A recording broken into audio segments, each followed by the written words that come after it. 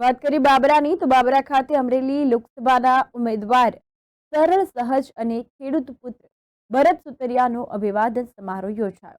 બાબરા ખાતે ખેડૂત પુત્ર ભરત સુતરિયાનો અભિવાદન સમારોહનું આયોજન કરવામાં આવ્યું હતું। આ અભિવાદન સમારોહમાં મોટી સંખ્યામાં આપ અને કોંગ્રેસના કાર્યકર્તાઓ જોડાયા હતા।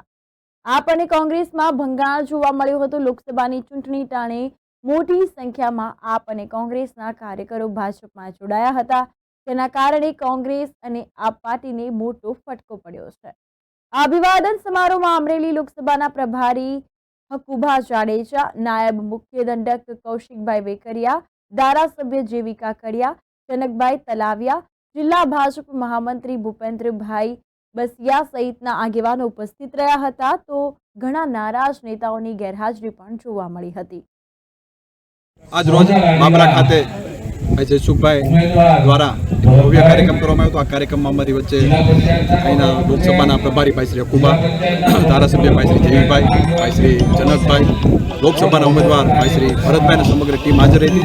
મોટી સંખ્યામાં આપણા મિત્રો ભારતીય જનતા પાર્ટીમાં જોડાણા, સાથોસાથ કોંગ્રેસના પણ નગરપાલિકાના સભ્યો એ પણ ભારતીય જનતા પાર્ટીમાં જોડાણા છે। જે રીતે સમગ્ર દેશની અંદર નરેન્દ્રભાઈ મોદી દ્વારા જે રીતે વિકાસ કરવામાં આવ્યો છે, જે રીતે કામ કરવામાં આવ્યું છે, એ અનુસંધાને સમગ્ર લોકો ભારતીય જનતા પાર્ટીમાં જ્યારે જોડાતા હોય ત્યારે હું સૌનું હૃદયપૂર્વક હાર્દિક સ્વાગત કરું છું। અમરેલી લોકસભાની સીટ 5 લાખ કરતાં પણ વધારે મતોથી જ્યારે જંગી વિજય થવાનો છે ત્યારે સૌ કાર્યકર્તા આજે એક સાથે કામે પણ લાગી ગયા છે। કૌશિકભાઈ, પૂર્વ નેતા વિપક્ષે એક્સ પર લખ્યું છે કે 2004નું પુનરાવર્તન થાય, કમલમમાં કકળાટ છે અને કોંગ્રેસ ટનાટન છે, શું કહેવો? જેને જે કહેવું એ કે ટનાટન કોઈ છે નહીં, ખાલી વાહિયાત વાતો છે। મિત્રો, ભારતીય જનતા પાર્ટીની સરકાર જે રીતે દેશમાં કામ કરી રહી છે એ રીતે લોકો આજે ભારતીય જનતા પાર્ટીને મત આપવા માટે આતુરતાથી રાહ જોઈ રહ્યા છે। સમગ્ર ગુજરાતની અંદર 26માંથી 26 સીટ ઉપર ભારતીય જનતા પાર્ટીનું કમળ ખીલવાનું છે, એમાં કોઈ શંકા રસ્તા નથી।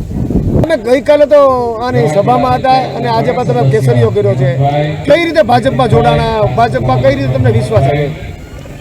ગઈકાલ સુધી આજ સાંજ સુધી હું એક આમ આદમી પાર્ટીની અંદર કાર્યકર્તા તરીકે કામ કરતો હતો, એટલે સ્વાભાવિક છે કે ઇન્ડિયા ગઠબંધનનું મિટિંગ હોય તો મારે ત્યાં જવું પડે।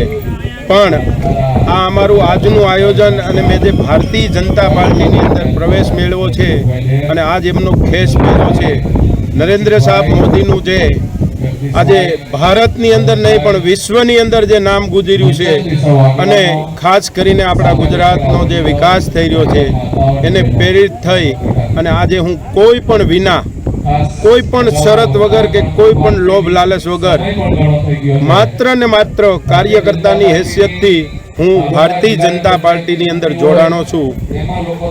કોંગ્રેસના પણ સભ્યો તમારી યાર જોડાણા? હા, કોંગ્રેસના નગરપાલિકાના ચાલુ સદસ્યો છે અને આમ આદમી પાર્ટીના આજે તમે જોઈ શકો છો કદાચ 500 થી 600 બંનેના કાર્યકરો અમારી સાથે જે ભારતીય જનતા પાર્ટીની અંદર પ્રવેશ મેળવ્યો છે।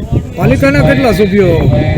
ચાલુ નગરપાલિકાના 2 સદસ્યો છે અને બાકીના પૂર્વ જે લડેલા હોય અથવા તો પહેલાના જે સદસ્યો હતા એવા પણ અમારી સાથે જોડાણા છે।